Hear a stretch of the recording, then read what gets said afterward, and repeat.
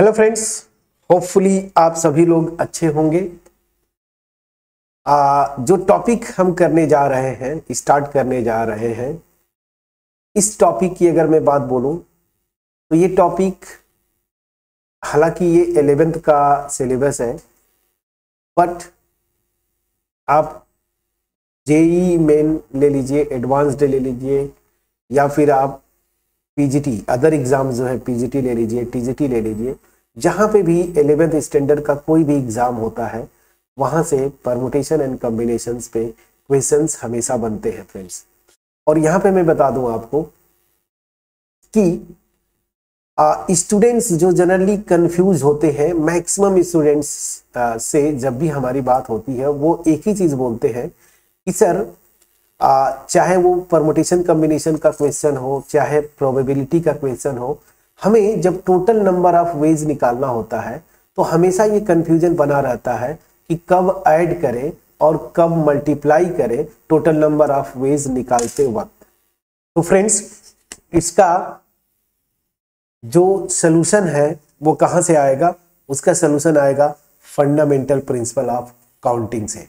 ठीक है फ्रेंड्स, अब फंडामेंटल प्रिंसिपल ऑफ काउंटिंग अगर आपको समझ में आ गया तो मैं आपको विश्वास दिलाता हूं कि परमुटेशन कॉम्बिनेशन हो, प्रोबेबिलिटी हो, उसका एक भी क्वेश्चन आपसे छूटेगा नहीं।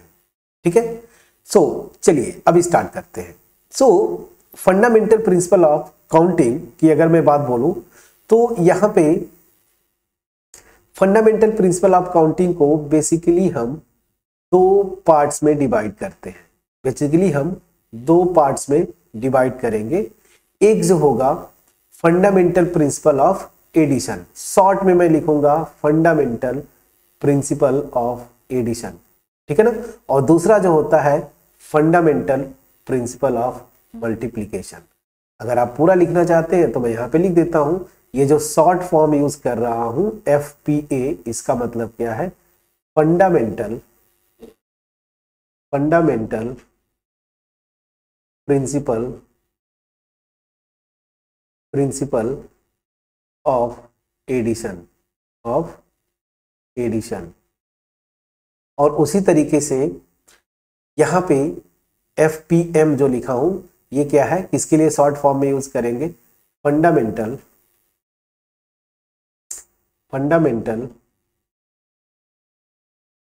Principal of multiplication.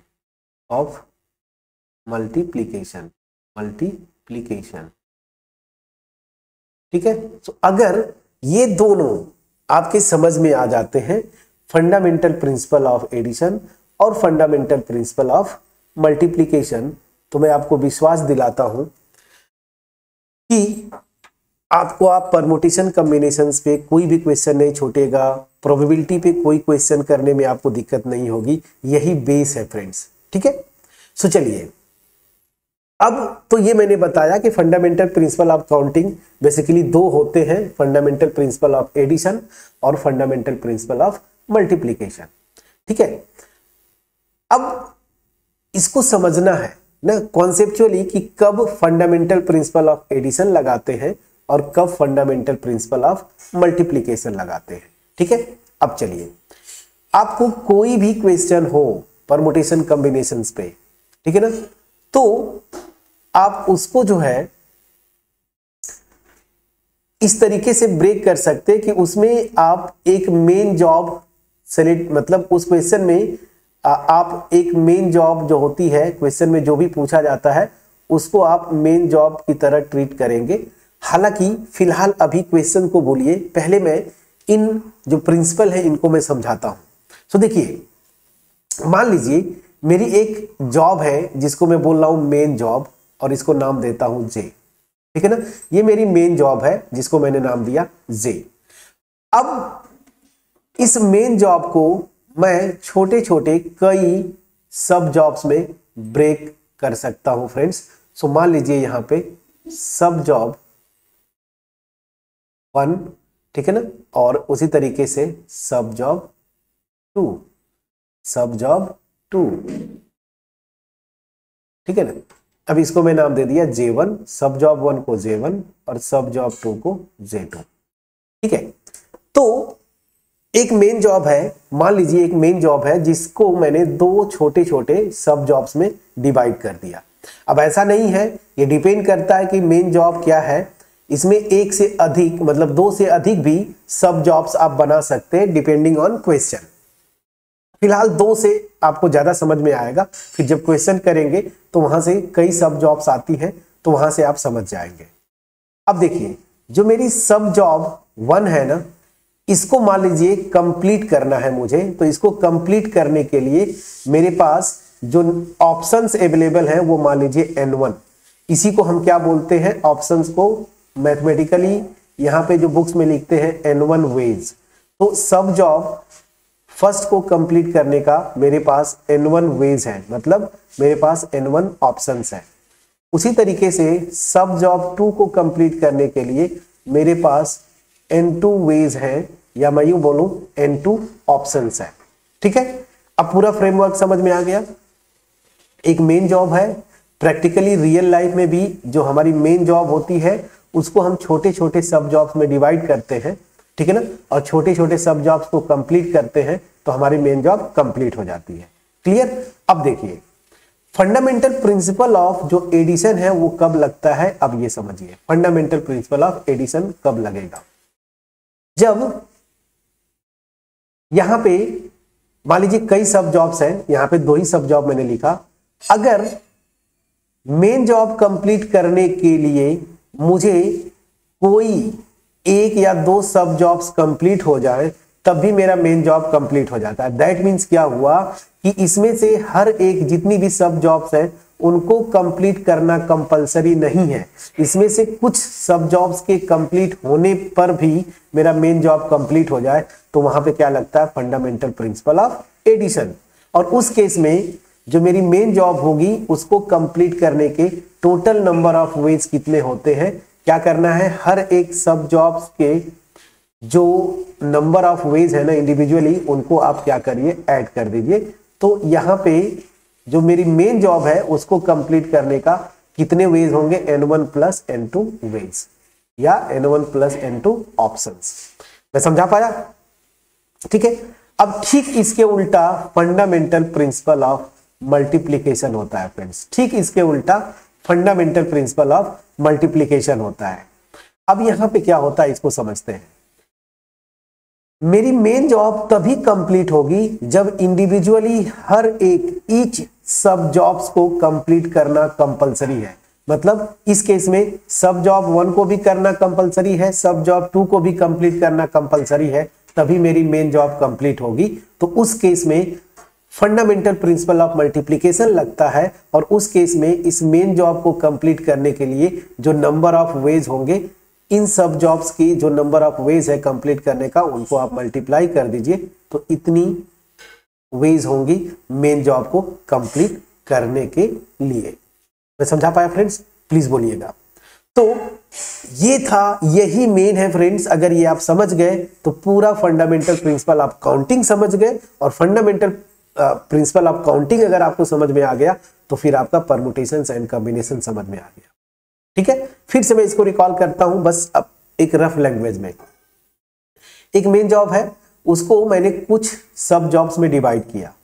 अगर मेन जॉब को कंप्लीट करने के लिए सारी की सारी ईच सब जॉब्स को कंप्लीट करना कंपलसरी नहीं है, मतलब कुछ सब जॉब्स को कंप्लीट करने पर ही मेरी मेन जॉब कंप्लीट हो जाए, तो वहां पे फंडामेंटल प्रिंसिपल ऑफ एडिशन लगेगा।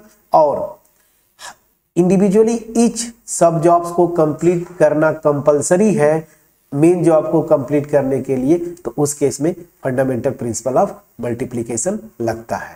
मैं समझा पाया? अब चलिए, अब मैं इन दोनों प्रिंसिपल को जो मैंने यहां पे एक्सप्लेन किया, प्रैक्टिकली मैं कुछ एग्जांपल्स लेके आपको एक्सप्लेन करने की कोशिश करता हूं।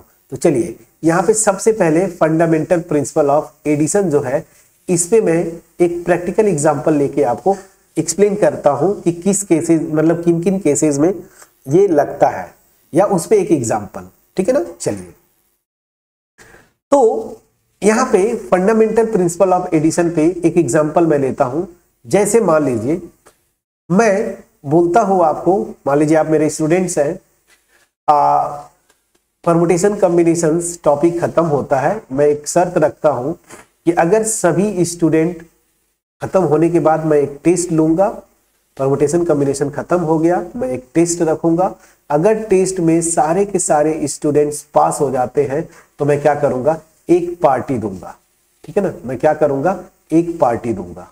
ठीक है ना, तो अब पार्टी दूंगा तो पार्टी मेरी क्या हो जाएगी, मेन जॉब हो गई, मुझे पार्टी देना है, ये मेरी मेन जॉब हो गई। अब मैंने क्या बोला कि जो पार्टी होगी वो समोसा और क्या, सॉफ्ट ड्रिंक्स का, मतलब समोसा और कोल्ड ड्रिंक्स की पार्टी होगी। ठीक है ना, मैंने ये बोला कि आप सब लोग पास हो जाएंगे तो मेरे रेजिडेंस पे एक पार्टी होगी, समोसा और चाय की एक छोटी सी पार्टी, समोसा चाय नहीं, समोसा और सॉफ्ट ड्रिंक की, कोल्ड ड्रिंक्स की। ठीक है, तो मैंने क्या किया, जो पार्टी मेरी मेन जॉब थी इसको दो सब जॉब्स में डिवाइड कर दिया, एक तो समोसा और दूसरा क्या मैंने डिवाइड किया, सॉफ्ट ड्रिंक, जिसको मैं क्या बोलता हूं हम लोग, कोल्ड ड्रिंक्स। ठीक है ना, कोल्ड ड्रिंक्स। चलिए इसको मैंने लिख दिया सब जॉब 1 और इसको मैंने लिख दिया सब जॉब 2। पूरा प्रॉब्लम समझ में आ गया। मेरा मेन जॉब क्या है, पार्टी देना, इसको मैंने दो छोटे सब जॉब्स में डिवाइड कर दिया, समोसा एंड कोल्ड ड्रिंक्स।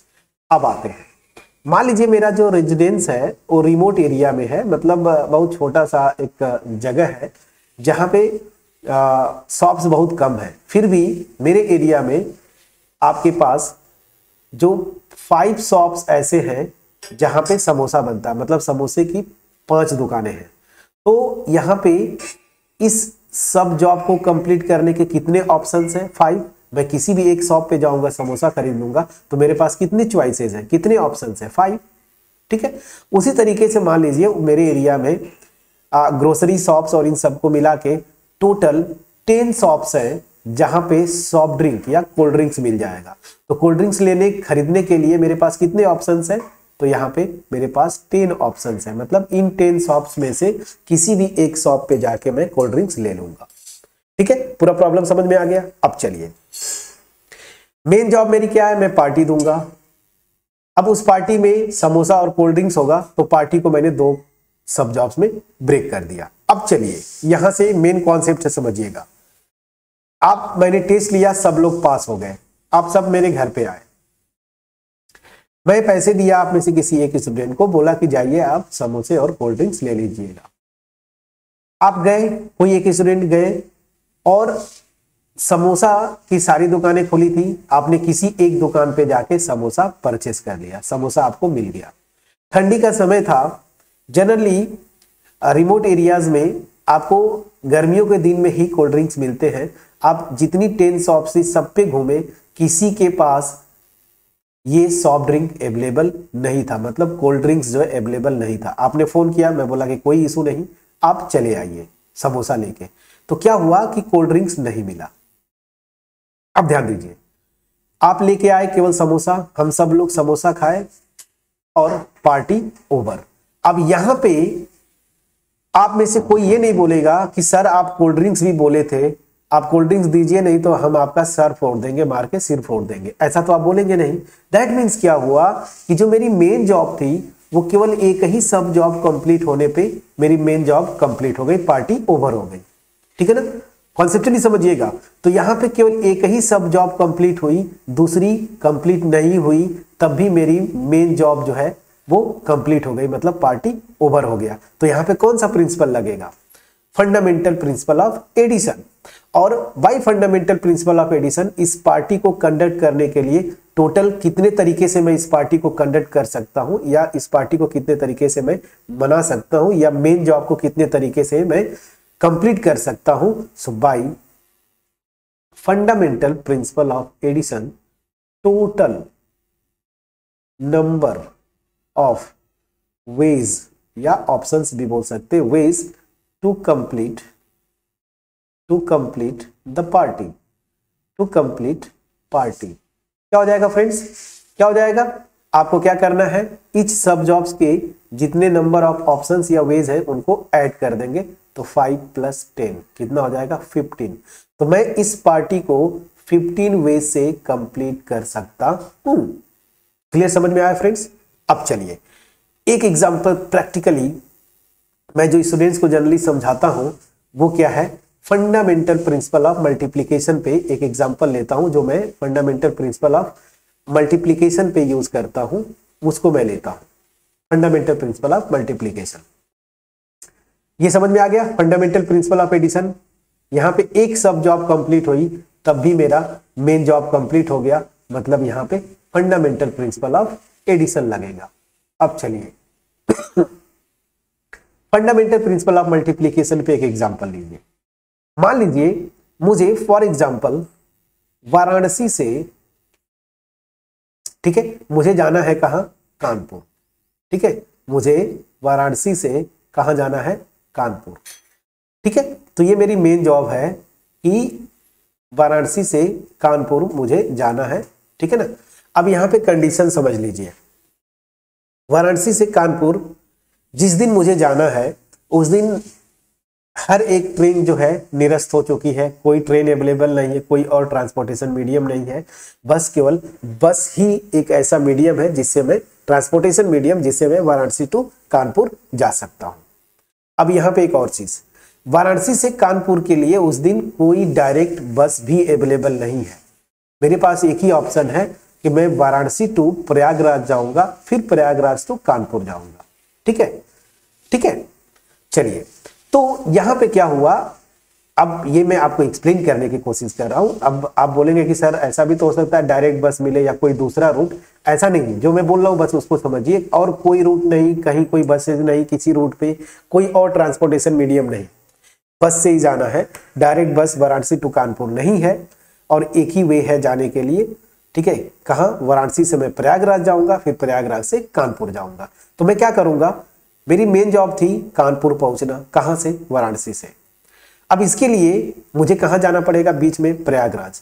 तो मैं इस मेन जॉब को दो सब जॉब्स में मैंने ब्रेक किया, वाराणसी टू प्रयागराज, ठीक है ना, वाराणसी टू प्रयागराज, शॉर्ट में मैंने लिख दिया वाराणसी टू प्रयागराज। ये मेरी सब जॉब 1 हो गई, ठीक। और दूसरा जो मेरी सब जॉब है वो प्रयागराज से जाने के बाद मैं कहां जाऊंगा, फिर यहां से मैं बस पकड़ूंगा, फिर जाऊंगा मैं कानपुर। क्लियर? चलिए ये मेरी क्या हो जाएगी, सब जॉब 2। तो मैंने क्या किया, जो मेरी मेन जॉब है उसको दो सब जॉब्स में मैंने डिवाइड कर दिया। अब फॉर एग्जांपल 24 आवर्स में वाराणसी टू प्रयागराज जो बसेस की फ्रीक्वेंसी या जितने अवेलेबल बसेस है टोटल, फॉर एग्जांपल मान लीजिए 10 बसेस हैं, तो मेरे पास कितने ऑप्शंस हैं वाराणसी टू प्रयागराज जाने के लिए, 10 ऑप्शंस हो जाएंगे। तो इसी को 10 ऑप्शंस लिख दीजिए या 10 वेज।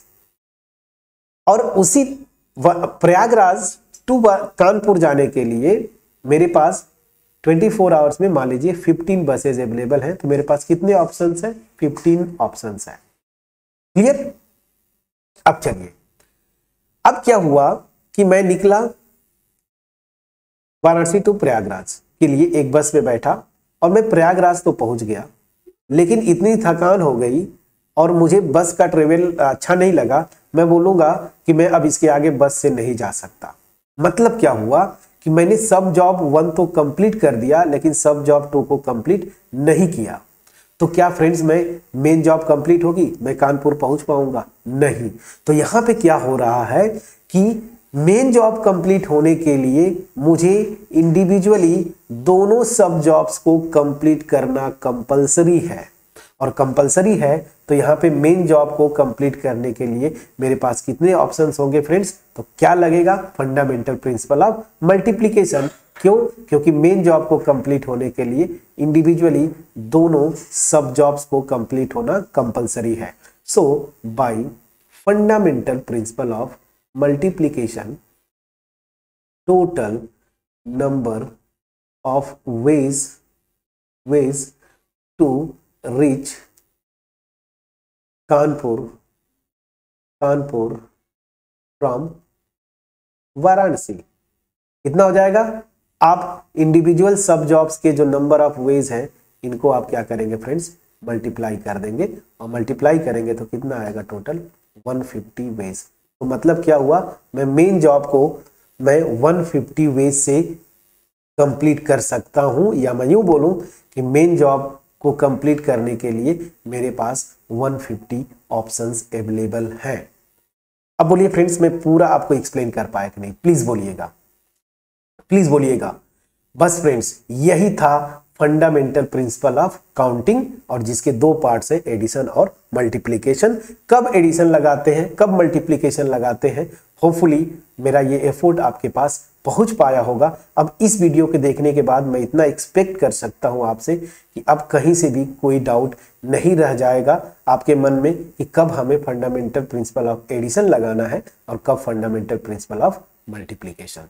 ठीक है, अब रही बात नोट्स के लिए, तो मैं फंडामेंटल प्रिंसिपल ऑफ एडिशन यहां पे आपको डिफाइन कर देता हूं। मैं बुक के लैंग्वेज पे नहीं जाऊंगा फ्रेंड्स, जैसा मैं समझता हूं, जिस कॉन्सेप्ट से मैं पढ़ता हूं, जिस कॉन्सेप्ट से क्वेश्चंस को लगाता हूं, वही मैं लिखूंगा। अब मैं जनरलाइज किया, यहां पे जितने भी एग्जांपल लिए या एक्सप्लेन करने की मैंने कोशिश किया, एक मेन जॉब, ऑब्वियस सी बात है एक ही मेन जॉब होगी, लेकिन उसके दो ही सब जॉब्स लिए थे, लेकिन इन जनरल दो से अधिक सब जॉब्स हो सकते हैं, तो मैं डेफिनेशन जनरलाइज करता हूं। तो मैं क्या लिख रहा हूं, लेट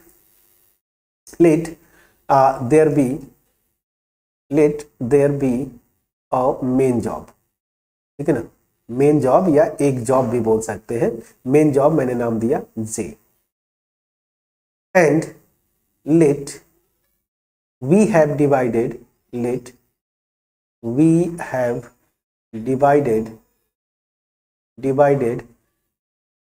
इट, मतलब इस मेन जॉब को मैं डिवाइड करता हूं, divided it into for example m sub jobs. मैंने क्या किया, m सब जॉब्स में मैंने इसको डिवाइड कर दिया। ठीक है फ्रेंड्स, n सब जॉब्स, m सब जॉब्स नाम दे देता हूं J1, J2 और इस तरीके से Jm। ठीक है ना, तो मैंने क्या किया, एक मेरी मेन जॉब है J, इसको मैंने m sub jobs J1, J2, Jm में मैंने इसको ब्रेक कर दिया। ठीक है ना, अब चलिए इंडिविजुअली हर एक सब जॉब्स को कंप्लीट करने का मेरे पास कितने ऑप्शंस है वो मैं लिखता हूं। फर्दर लेट देयर आर मैं लिखता हूं N1, N2, N3 इस तरह से Nm ways या ऑप्शंस ना, ways to complete these sub jobs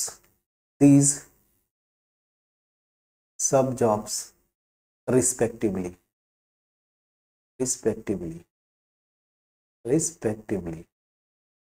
ठीक है फ्रेंड्स, अब आते हैं, अब मेरी मेन जॉब कंप्लीट हो जाएगी अगर इसमें से कुछ सब जॉब्स कंप्लीट हो जाएं। सबको कंप्लीट होना कंपलसरी नहीं है।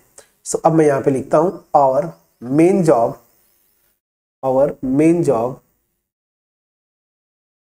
यहां पे मैं लिखता हूं इफ और main job is completed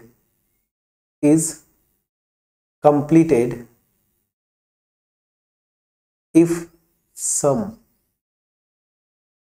sub jobs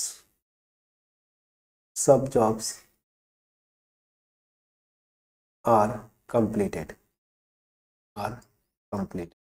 तो यहां पे क्या मैं बोलना चाहता हूं कि यहां पे कंपलसरी नहीं है कि सारे के सारे सब जॉब्स कंप्लीट हो जाए, इसमें से कुछ भी होगा तब भी चलेगा। ये इफ लिखा है, इफ और, चलिए मैं इसको प्रॉपर कर देता हूं, इफ और, ठीक है, main job is completed if, यहां पे लैंग्वेज पे ध्यान देना है, सम मैंने लिखा, कुछ कंपलसरी नहीं है कि सारे के सारे are completed, then total number of ways to complete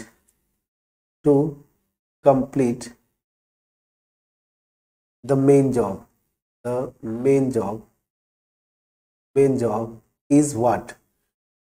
individual सब जॉब्स के जो नंबर ऑफ वेज होते हैं उनको क्या करेंगे, आप ऐड कर देंगे। तो N1 प्लस N2 इस तरह से प्लस Nm।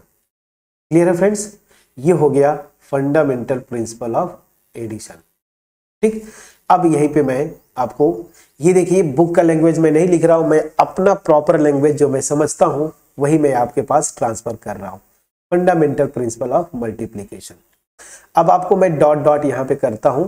ये लैंग्वेज पूरा यहां तक आप लिख लीजिएगा, सब जॉब्स रिस्पेक्टिवली यहां तक। अब इसके आगे मैं कंटिन्यू करता हूं, तो यहां तक पूरा वो लैंग्वेज आप लिखेंगे। अब इसके आगे मैं लिखता हूं, यहाँ पे मेन जॉब कंप्लीट होगी अगर सम सब जॉब्स कंप्लीट हो जाए, लेकिन मल्टीप्लीकेशन में क्या होता है, इंडिविजुअली ईच सब जॉब इज कंप्लीटेड। तो यहां पे वही मैं लिखता हूं, if main job J is completed only if यहां से हटा देता हूं, लैंग्वेज ग्रामेटिकली सही हो जाएगा। Main job J is completed only if each सब job is completed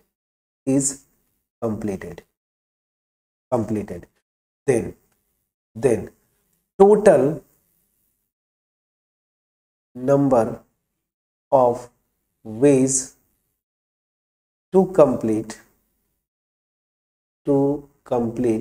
main job